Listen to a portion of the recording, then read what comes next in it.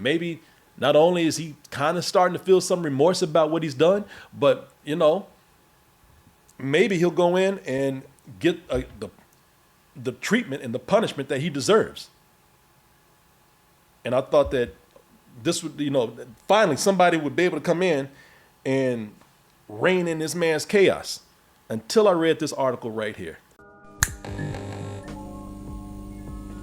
Hey everyone, join me for my very special brand of sit-down comedy, March 29th at the Broadway Comedy Club. Don't let that stupid face right there fool you. We'll have a good time. Get your tickets by going to doubletoastedny.com or go to doubletoasted.com. So as many of you know, and as I've said over and over again, I am in wonderful Thailand right now. I'm having a great time with my friend. I'm having a great time seeing the sights, but I really am enjoying the culture and the people. People have been so nice. You know why? Because I'm nice to them, because I respect them.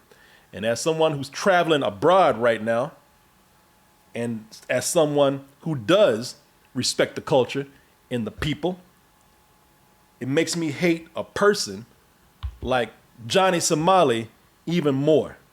I can't stand this guy. I cannot. Listen, I do not like to use the word hate, but I can't help it when it comes to this person right here. As y'all know, that this is a guy who just spends a lot of money and takes a lot of time to just go over to other people's countries, in this case, South Korea, and just disrespect. That is his goal. To go over there and just cause as much chaos as he can by ruining people's day, assaulting people, and just this is what's the thing that makes me upset the most.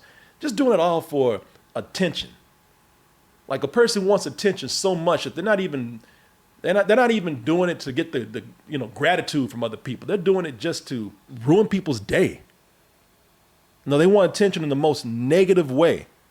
They want attention from the wrong people, so they go and just mess with innocent people who mind their own business, and does it in ways that he looks for the most. He looks for the ways that to try to get to people the most, even if that means going in and digging into some of the most tragic parts of your culture. I can't stand this. I just every time I see that face, I just want to smash it into a brick wall several times. Several times. But over in South Korea, he went over there, started around, and ended up getting arrested and went to court for several offenses. And just to let you know what some of those offenses are, to give an example of what I'm talking about with this guy, some of you already know this, but to recap with him, some of his highlights are: he went over to 7-Eleven, got drunk, and started spilling ramen on the floor. He started disrupting the place so much that other customers couldn't come in and do what they needed to do. He's annoyed the public, and he's annoyed pedestrians on trains by just, again, this is a guy who I believe is 26 years old. Too goddamn old to be doing what he's doing, but walking around with a stinky fish so that he could just, again, annoy people, walking around with his music loud, even though people have nicely asked him to turn it down. Of course, he's not doing that. Probably the most insensitive offense that he's done here is that he went over there and he disrespected South Korea's statue of peace by kissing it and making these lewd gestures with it. So South Korea said, enough! And they took swift action, and they went in and they finally arrested this little bitch, and he was ordered to court, where many people wanted to see him get punished badly, get punished to the most severe punishment that they could give out, and people were waiting to see what this punishment would be, hoping that it would be that severe, hoping that they could give him the highest punishment that possible for the things that he did. And when he got to court, he didn't really give any argument. He pled guilty. And I thought, okay, fine. Maybe there's something going on here. Maybe Not only is he kind of starting to feel some remorse about what he's done, but, maybe he'll go in and get the treatment and the punishment that he deserves. And I thought that this would, finally somebody would be able to come in and rein in this man's chaos, until I read this article right here from the Korea Hub. And it says here, the Korea Herald. If convicted, U.S. YouTuber Johnny Somali likely to be deported and face re-entry ban. And that comes from the legal expert over there. No.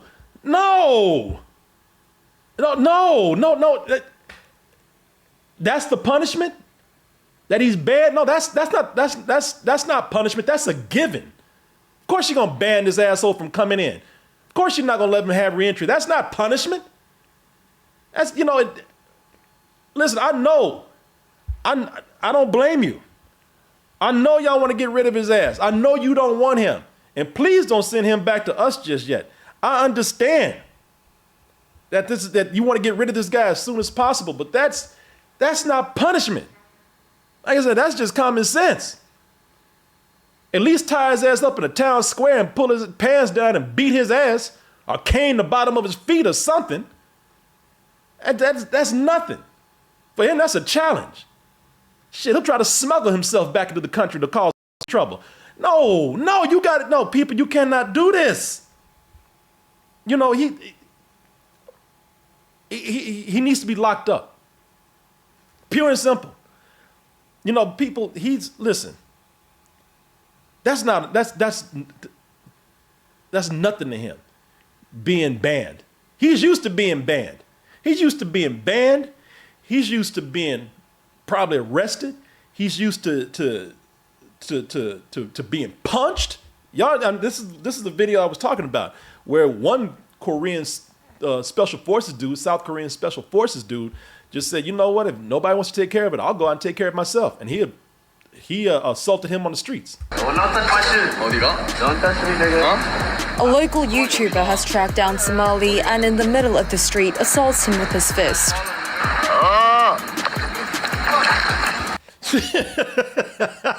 Listen, I don't encourage assault on people, but that shit I do. 100%. I'm sorry. However, nothing phases him. He didn't give a shit. He's back at it again. He's still out there doing all this bullshit. Banning him from the country is not enough, in my humble opinion. The only thing that will work with this asshole is taking away his freedom. And I'll give you an example how this is not working. The man's supposed to be in court. This is where he's supposed to go in and try to get as much mercy as he can, or at least try to show some remorse to let them know that he's changed and he really is sorry about what he's done, but he's not sorry. He went to court, the place where he's supposed to, the place he's supposed to, the one place that he's supposed to act straight, the one place that he's supposed to go and act like he's got some goddamn sense. He went there and acted a fool too. The man showed up an hour late talking about, I got a stomach ache. Showed up in a white damn kingpin suit, a MAGA hat on, showed further disrespect for the court by answering questions to the judge with his hands in his pocket, in there just acting pretty much like he's not even concerned with what anybody's telling him. Pretty much challenging the court to do something to him, almost daring them to do something to him. He's challenging them to punish him. He's not ever gonna learn. So give him the harshest punishment that you can. Because the thing is, if he won't learn, at least let it be an example to those who have slightly more sense than him. Because anybody that's like him ain't got a lot of sense in the first place. But hopefully somebody's got a little more humanity inside of them, a little more common sense than this guy does. Because I'm starting to think he's insane. He needs to be set as an example. Like if he can't learn for himself, he needs to be set as an example for a lot of other people out there, because this whole thing with these influencers and these wannabe influencers out there is, it's starting to get worse. With these people out there doing things for attention, doing things for the likes, doing things for the cred, doing things for, some of them hoping to get a career. They hope to get a career by messing with other people, often putting other people even in danger. And I'm seeing crazy and crazy and crazier things online because everybody's trying to out crazy each other. It's getting so crazy now that people are trying to do stunts to the point where they're almost killing people, and they think it's funny. Go, yalla. There's no way this guy's doing it. Oh no. What the fuck is this? You see this shit? A man threw a heavy ass chair over. I want y'all to see this again. Threw a heavy ass chair over a ledge at a mall. Did you see how close that came to hitting somebody? Look at this. What